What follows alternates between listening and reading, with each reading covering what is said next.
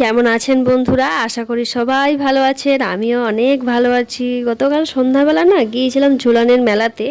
ঝুলনের মেলার যে মূল আকর্ষণ বা দৃষ্টি আকর্ষণ করে এই যে রাধাকৃষ্ণ যুগলে যে দোলনায় দোল খাচ্ছে এই বিষয়টি। আর একটা সুন্দর বিষয় দেখাই, এই যে প্রত্যেকটা মাটির মূর্তি যে কেমনভাবে মুভমেন্ট করে আমার ঠিক জানা নেই। এটা আমার নিজের মনে প্রশ্ন যে এই মাটির মূর্তিগুলো কিভাবে মুভমেন্ট করে। মানে এগুলো তো প্রচুর ভারী হয়, তা সত্ত্বেও কী করে যে মুভমেন্ট করে। তো যাই হোক, এইখানে প্রত্যেকে মানে প্রত্যেকটা মূর্তি বা সখী এরা নিজের মতো কিন্তু মুভমেন্ট করছে। হয়তো ক্যামেরাতে কতটা বোঝা যাচ্ছে জানি না, ক্লোজভাবে নিচ্ছে, একটু দেখো, হয়তো মুভমেন্ট করছে, এবার বুঝতে পারছো। তো চলো অভিজিৎবাবু একটু দোলা দিয়ে নিক।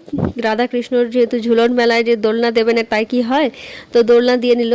আর একটা সব থেকে সুন্দর বিষয় হয় ঝুলন মেলার থিম বানায় এই কেষ্টপুরে, খুব সুন্দর থিম, যেগুলো চলো তোমাদেরকে দেখিয়ে তবে তোমরা বুঝতে পারবে। এই যে এইখানে থিমটা তৈরি করে, এখানে জগন্নাথের পূজা হচ্ছে, পূজারী পূজা করছে, এইটা একটা থিম। এই প্রত্যেকটা মূর্তি কিন্তু নড়ছে, অল্প অল্প বিস্তর নড়ছে।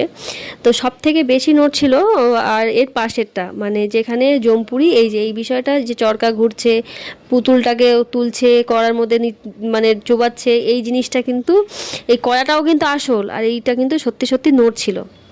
এই মুভমেন্টগুলো দেখতেও বেশ ভালো লাগে। এই জিনিসটা কিন্তু প্রত্যেকটা মেলায় হয় না। মেলা কিন্তু দেখতে যাওয়াটা বড় বিষয় নয়, মেলা কিন্তু সব জায়গাতেই কম বেশি হয় দেখেছি, কিন্তু এই মুভমেন্টটা কোথাও হয় না। সানগ্লাস আর পারফিউম যেখানে সেইখানে আমি আটকে যাই সেখানেই। কিন্তু নিজেকে খুব বোঝালাম যে এখন আর সানগ্লাসের দরকার নেই, সে কারণে আর নিলাম না। আর এইখানে একটা মূর্তি দেখছিলাম খুব সুন্দর, একটা ছুটকু পাড়া গোপাল ছিল সামনেই, যেহেতু জন্মাষ্টমী বাড়ির জন্য নেওয়ার ইচ্ছা ছিল, তো কি চিন্তা করে আর নিলাম না জানি না। তো যাই হোক, তারপর বলো কাদের কাদের সোনা বানানোর ইচ্ছা আছে। এই যে স্বর্ণকার কাকা বসে আছে, বানাতে দিয়ে দাও, তাড়াতাড়ি দিয়ে দাও। আর এদিকে তো জেঠিমা রুটি করছে, যাদের যাদের খিদে পেয়েছে তাড়াতাড়ি চলে আসো। আর এদিকে আরেক জেঠিমা তো ভাত রান্না করছে। এদিকে মানে প্রত্যেকটা মূর্তি এক এক রকম এক একটা কমপ্লিমেন্ট দিচ্ছে। আমার তো খুব ভালো লাগছিল। এখানে ডাব ছিল, মানে মাটির, এগুলো প্রত্যেকটাই কিন্তু মাটির, অনেকটাই কম দামের মধ্যে ছিল। যারা শোপিস পছন্দ করো বা মাটির মূর্তিগুলো কালেকশন করতে পছন্দ করো, তারা কৃষ্ণপুরের এই মেলার ভিতরে যে দোকানটা এখানে দেখতে যেতে পারো। তো আচ্ছা, আমাদের সময় এই স্কেলগুলো ছিল না কেন, বা এরকম শার্পনার ছিল না কেন? আমার তো খুব রাগ হচ্ছে যে আমাদের বেলা এগুলো ছিল না কেন। এইগুলো কত মানে সুন্দর দেখাচ্ছে, কি বোঝে, মানে আমরাই পেলাম না। তা যাই হোক, এটাও আমার কোনো কাজের নয়।